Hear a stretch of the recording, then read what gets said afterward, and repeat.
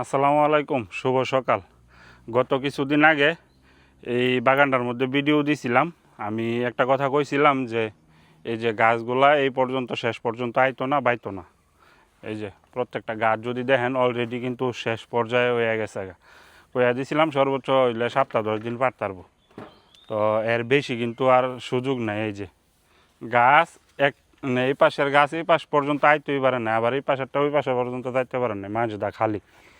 তার কারণ হইতাছে কি, এই যে পলি ব্যাগে প্রচুর পরিমাণে পানি দেওয়া হয়েছে, যার কারণে নিচে এই গাছের শিকড় নিচে যাইতে পারে নাই। যারা নাকি পলি ব্যাগে চাষ করেন বা করার ইচ্ছা, এই জিনিসটা খুব খেয়াল করে করতে হইব। কারণ পলি ব্যাগের মেইন আপনার যেই এই পানিটা, আপনি যদি পানিটা ঠিকঠাক মতো দিতে পারেন তাইলে আলহামদুলিল্লাহ আপনার কোকোপিটের ফসল মানে অনেক সুন্দর হইব, আর গাছও অনেক ভালো হইব মাশাল্লাহ। এই যে পলি ব্যাগগুলা এখনো পর্যন্ত বাড়ি আছে। ওরে বাবা, গাছের মধ্যে ফল নাই দুইটাও।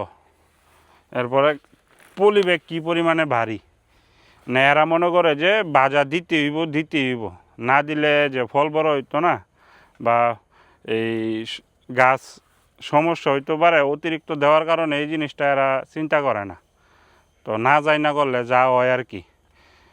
যার কারণে আমি সবসময় কই, আপনারা যদি কোনো এরকম বিষয়ে পরামর্শ লাগে কমেন্টসে জানাইবেন। একটু ভালো করে কমেন্টস করলে দেখা গেছে যে আমি একটু গুরুত্ব দিই।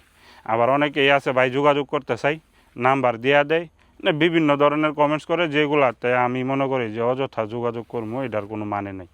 যাদের নাকি প্রয়োজন মানে এরকম বিষয়ে টিপস নেওয়ার, আমার সাথে দেখা করার, আমার বাগানে আইসা মানে সরাসরি আমার সাথে কথা বলা বা এই গাছ সম্পর্কে জানা, কোকোপিট চাষ পদ্ধতি সম্পর্কে জানা বা এটা নিয়ে কাজ করতেছেন, এরকম লোকেরা মানে আমি গুরুত্ব দিই একটু বেশি। এরকম লোকেরা আমি আমার বাগানে পর্যন্ত আনি, যারা নাকি অলরেডি এটা নিয়ে কাজ করতেছে। এখন একটা নতুন লোক বাগান করব বা করার ইচ্ছা আছে, এর সব লোকেরা যদি যোগাযোগ করে খারাপ লাগে।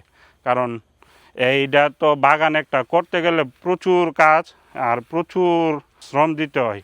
তো এত কিছুর পরে আমি যদি বিসমিল্লাতে যদি আমারে ঢুকায় দেয়, তাহলে আমারও তো সময়ের দরকার আছে। আমি টুকটাক ব্যবসা বাণিজ্য করে খাই বা আমার নিজের সব কিছু দেখতে হয়, যার কারণে আমি অন্য সাইডে একটু ব্যস্ত থাকি।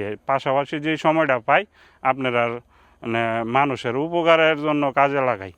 তো যাই হোক, আমার কথাগুলো একটু গুরুত্ব দিয়া আপনারা শুনবেন আর গুরুত্ব সহকারে কাজ করবেন। যেই টিপসগুলা দেই আলহামদুলিল্লাহ আমার এই 6 বছরের পলি ব্যাগ চাষের অভিজ্ঞতা থেকে আপনারা আমি এই অভিজ্ঞতাগুলা শেয়ার করি আর কি। তো এটা আমার টিপসগুলো যদি আপনারা ফলো করেন, আশা করি আপনারা কোনো সময় মানে লসের ভাগিদার হন লাগতো না।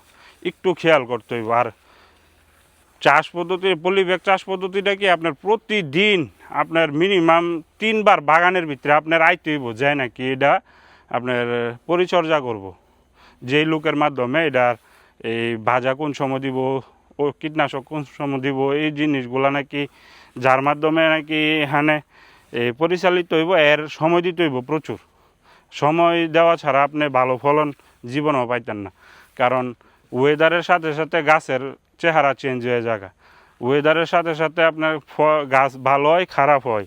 দেখা গেছে আজকে সারাদিন এখন পর্যন্ত একটু ঠান্ডা, তো এখন পর্যন্ত আমার ক্ষেতে যদি এরকম হইতো আমি বাজা দিলাম হইলে না, কিন্তু এরা কিন্তু বাজা চালাইতেছে। তো সব কিছুরই একটা লিমিট আছে, লিমিট ক্রস করে কোনো কিছুই ভালো না। যেমন আমি খাইতে খাইতে ইচ্ছা মতো মুড়া হয়ে গেছি গা, মানে আনলিমিটেড খায়া। এখন অনেকে খাবারটা একটু মেনটেন করে খাইলে একটু সুস্থ স্বাভাবিক তাহে, চিকন চাকন তাহে চলে। তো আমি তো আর ওইটার মধ্যে নাই, যার কারণে আমি মোটা হয়ে গেছি গা। তো গাছের আবার অতিরিক্ত খাওয়ার কারণে এই দেওয়ার কারণে এমন হয়ে যায়। এই যে গাছ একদম জিংরা লাগিয়ে আছে, এখন ফল নাই। এই বেকাটেরা হইব। এই যে এইগুলা কোনো ফলের কাতারও পরে সব এমনিতেই দাম নাই, তারপরে আবার এই ফলন যদি কম হয় তাহলে এটা লস ছাড়া আর কোনো কিছু হইতো না। একটু খেয়াল করবেন আপনারা পলি ব্যাগের পানিটা বিষয়ে আপাতত মানে খেয়ালটা রাখলেও আপনার দেখা গেছে যে চাষ পদ্ধতিতে আপনি সফল হওয়ার 90% আগে যাইতে পারবেন। তো ভিডিওগুলো বেশি বেশি শেয়ার করবেন, মানুষরা দেখার সুযোগ করে দিবেন। আশা করি ভালো থাকবেন, সুস্থ থাকবেন, দোয়া করবেন।